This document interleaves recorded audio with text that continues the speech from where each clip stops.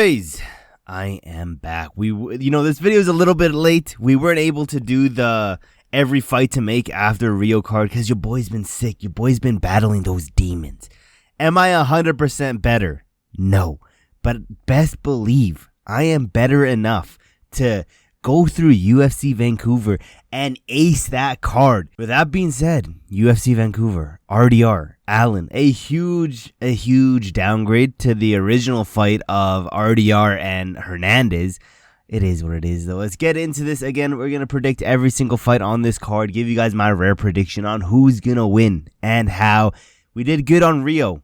I feel like we're going to do just as good, if not better, on this Vancouver card. Let's get into the prelims. Women's bantamweight division. Melissa Croden taking on Tyrena Lisboa. Now, Melissa is a strong fighter with good KO power. She has, multiple KOs, TKOs, and she has a few wins here by submission. She has some submission threats, not that many.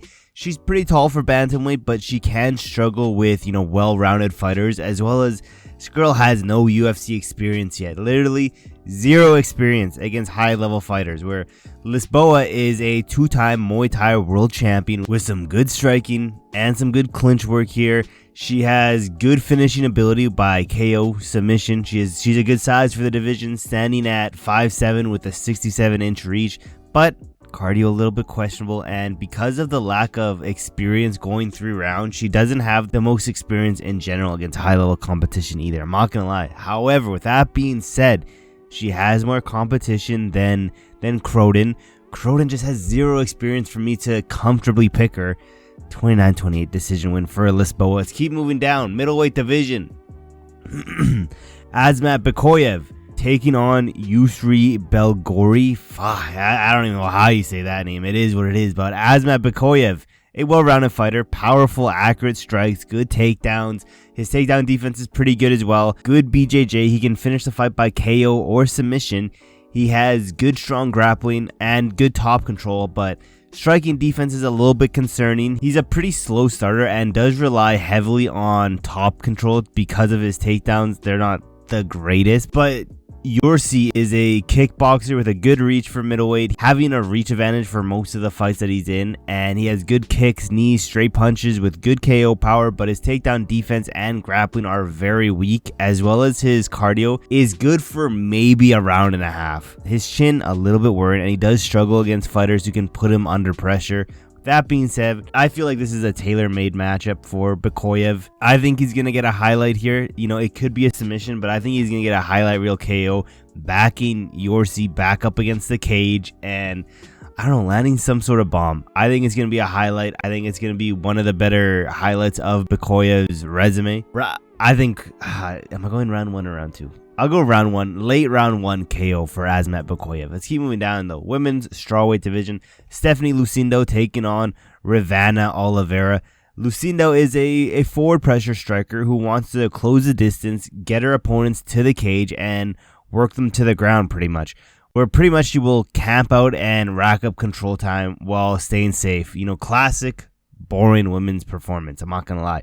Where Oliveira is a high finishing rate fighter with many first round KOs. She has good KO power, good takedown offense, being able to mix everything up very well, but her striking defense is pretty bad, and she does not have cardio for 3 rounds with no real high level experience. Lucindo is just better, all around better. She's going to be marabbing it out up there. She's going to get a bunch of control time. 30-27, classic boring women's performance. Let's keep moving down though.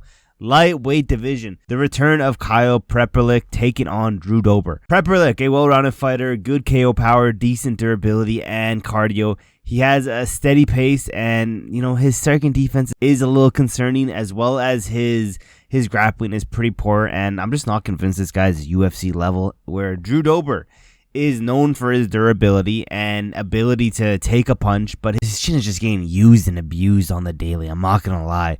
It's not what it used to be. Plus, I'm just going to say it because we all know it's true. Drew Dober only does good against certain skin tones. Racially motivated Drew Dober is a real thing, and you will never convince me otherwise. Drew Dober should KO Kyle. But with that being said, Kyle isn't the right skin color. Kyle's going to find a way to get a decision win. And you know what? It's crazy to say because, again, Drew Dober should knock this guy out. Should knock this guy clean out in the first round. But again, racially motivated Drew Dober is a real thing. And I will not fall for this. This is a classic, pull the rug over your head and steal all the money. I'm putting my life saving on Kyle Prepolec. I'm not doing that, but I feel like people are forgetting about the biggest factor in this fight. And it's what we've been saying for the past minute now, that Drew Dober only does good against certain skin colors. Kyle doesn't fit that bill. Kyle's winning this fight. Let's keep moving down to middleweight though. Danny Barlow, Jourdain Santos. Barlow is a long-rangey striker with some good KO power for the division. He likes to work at his range and will occasionally get into the pocket with some nasty lead uppercuts, good hooks, and he has some powerful kicks, and is just dangerous all around. He has good fight IQ, and he can be a little bit too patient, and when he's on the back foot, he tends to shell up and shoot for a takedown. He also has some decent BJJ, good positioning on the ground, and won't go for a submission over position. He has good fight IQ. Where Santos is a well-rounded fighter who is just okay in all parts of the fight, but not great in a certain position. He's an okay striker with some good heavy calf kicks, good wrestling. His takedown defense is better than his offense, but Danny is just overall the better fighter, and I think he'll find a KO in this fight. I'm not gonna lie. I just don't think Santos is all that great. Let's be realistic. I think it'll be a late round 2 KO. I'm gonna say I think it's gonna be a hook. Some nasty hook is gonna land. I could also see a ground and pound finish here, but I think Danny Barlow is gonna find a hook. Round 2 KO. That's the final prediction. Let's go down to flyweight though. Flyweight. Bruno Silva, Hai Sung Park. Now Silva is a aggressive, powerful striker, always on that back foot with a strong clinch game, good short hooks.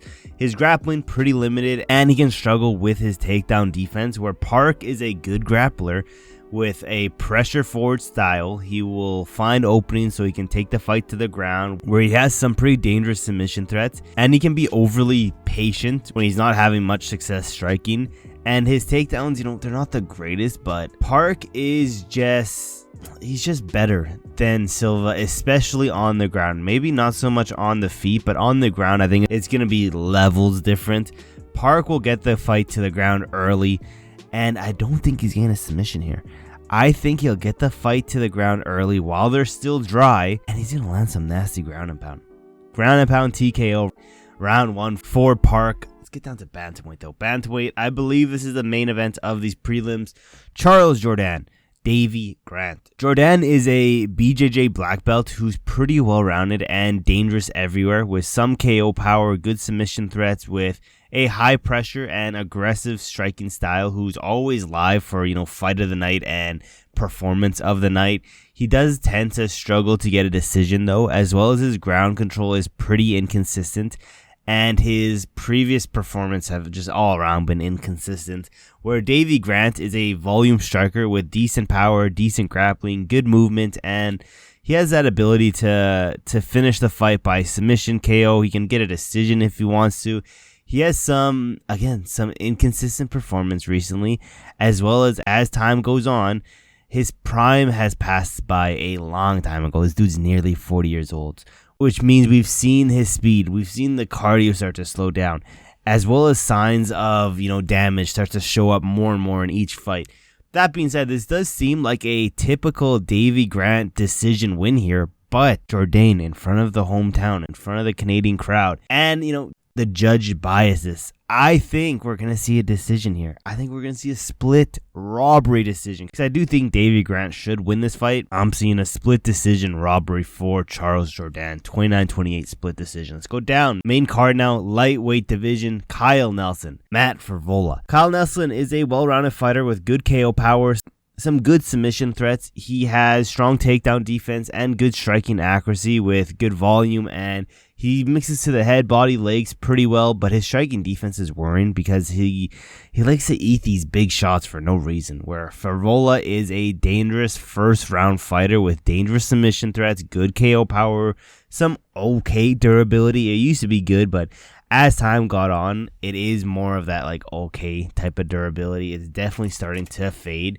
but he is always moving forward. His wrestling is underwhelming, with some pretty bad takedown defense, and he can get a little bit over aggressive and get caught by a good counter striker. With that being said, I think someone's getting slumped this fight. Both of them have the power to KO each other, but I just think Nelson is a little bit more durable. He'll be able to take a big shot from Frevola and give one back, where I don't think Frevola is able to eat one as well as Nelson. I think it's going to be a crazy first round. I'm going first round KO. Nelson maybe getting rocked early, coming back, gain a KO after. Let's go down to the bantamweight division though.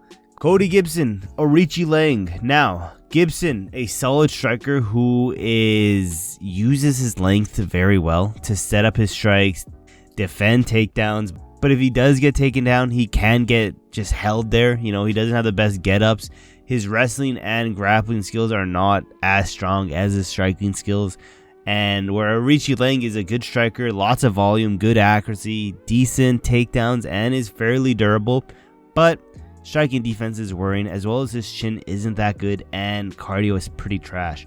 This should be a fun scrap. I think it's going to go all 3 rounds. I think Aoriqileng is going to have the better first round, but will just fade as the fight goes on. 29-28 decision win for Cody Gibson. I think Aoriqileng might gas himself out going for a first round finish. But let's get down to the women's flyweight division. Manon Fiorot taking on Jasmine Jourdain. Now, Manon is a strong striker with a karate-based stance with good KO power, some good footwork, a high volume striking game. Her size, strength, and athleticism help her control the pace and the positioning of the fight, as well as she has pretty good fight IQ, avoiding unnecessary risk, as well as consistently outpointing high level opponents. She does heavily rely on specific striking patterns, which could get her caught, as well as she tends to keep her head on the center line during the exchanges. She doesn't move her head that much, where Jasmine is a fighter who is willing to engage into an actual fight. She has a good wrestling background, good ground and pound. She's been wrestling her whole life and is not afraid to take risk. Her striking isn't that good at all, and she has practically zero power, but she is always on the front foot with good pressure and is always looking to take the fight to her opponent with good cardio to go all 3 rounds. She has good control, but I think Manon is going to be way too big for Jasmine. She'll be too big, too strong, and I think she's going to win a pretty boring decision here. I'm not going to lie. I want Jasmine to win. I don't think it's going to happen, though. 29-28 decision win for Manon. Even a 30-27 I could see happening. Let's get down to I think this is a co-main event already. Yeah, co-main. Nope, this is the featured fight. I'm retarded, but bantamweight division. We got Vera taking on Aiemann Zahabi. Cheeto is, one of the most durable fighters in UFC history with a crazy good chin, good KO power in both hands and in his kicks. He has some sneaky submission threats, but his striking defense has been exposed. We've seen it's been exposed, and he can be a walking punching bag, as well as I just don't think he's top 15 level. I like Cheeto. I just don't think he's top 15. Aiemann Zahabi is a well-rounded fighter with a good jab, precise counter-punching, good KO power, okay takedown defense. He can mix in striking, grappling pretty well, and he has a good fight IQ, but he can be a little bit too heavy on that lead leg, and those leg kicks are just begging. His leg is just begging to be kicked. As well as he has pretty much zero fast twitch fibers in his body. Maybe Zahabi will get dropped in a round, one of the rounds, round 1, 2, or 3. But other than that, I think he's going to turn Cheeto into a punching bag. He's not going to have the sting as like someone like an O'Malley, but I think his sharp jab, his counter punching, I don't think this is going to be that entertaining of a fight. 29-28 decision win for Zahabi. I don't think it's going to be that fun. I'm not going to lie. Let's keep moving down, though. This is a co-main event. Welterweight division. Kevin Holland, Mike Malott. Holland, a fan favorite fighter because of the way he fights. And, his fight IQ, ego, whatever you want to call it. People say he's not taking shit seriously. It seems like that at certain points in time. But he's a well-rounded fighter. But he does struggle a lot with takedown defense. But in welterweight, it does seem to be a little bit better. He has crazy accurate striking, good power, takedown defense, again, the biggest weakness in his game. But he has the power to put out pretty much everyone in this division, where Mike Malott is a well-rounded fighter, decent KO power, as well as he has a black belt in BJJ. He has a decent pace, but as we've seen in the fight against Neil Magny, his cardio could be an issue, as well as the fight IQ might not be the best. His striking and takedown defense isn't the best either. It's not terrible though, but it's not the best. Kevin is such a weird fighter where it seems like sometimes he's locked in, sometimes he doesn't care, but I just don't think Mike Malott's that good. Plus, Kevin Holland wants to fight one more time this year. He's going to be locked in. Round 2 KO Kevin Holland. Let's get into this main event now. Middleweight division, RDR, Brendan Allen. RDR is a great grappler with good takedowns, good submissions, and has a tall frame, a good build, and it gives him an advantage on the ground, but he has these weird poking out ribs just begging to get hit. He doesn't have the cleanest striking in the world, but he does have some power to knock you out here, where Brendan Allen is a BJJ black belt with some good low kicks, good takedowns. His striking is improving, it's still not that great, and as we've seen in some of his fights, his cardio questionable, his fight IQ questionable. I just think RDR is all around better. Like I said in the beginning, we got a huge downgrade in this main event. I think RDR is winning this fight. I thought Anthony Hernandez would have won the fight against RDR. I think RDR is winning this one against Brendan Allen. And I think he gets a title shot after this. I think we'll see a lot of knees in the clinch from RDR. I think that's going to break Brendan Allen. I think we're going to see a broken Brendan Allen in round 3. And RDR is going to find a shot to put him down. Round 3, KO. I don't know if it'll be the next title shot, but I think his next fight will be for the title. But yeah, my voice killing me right now. Thank you guys for watching to the end of the video. I got to go because I can't be talking any much more because I feel like I'm gonna die. I'm not gonna lie, this was a bad idea, but I had to get this video out for you guys. Late or not, thank you guys for watching to the end of the video, and I will see you guys in my next video.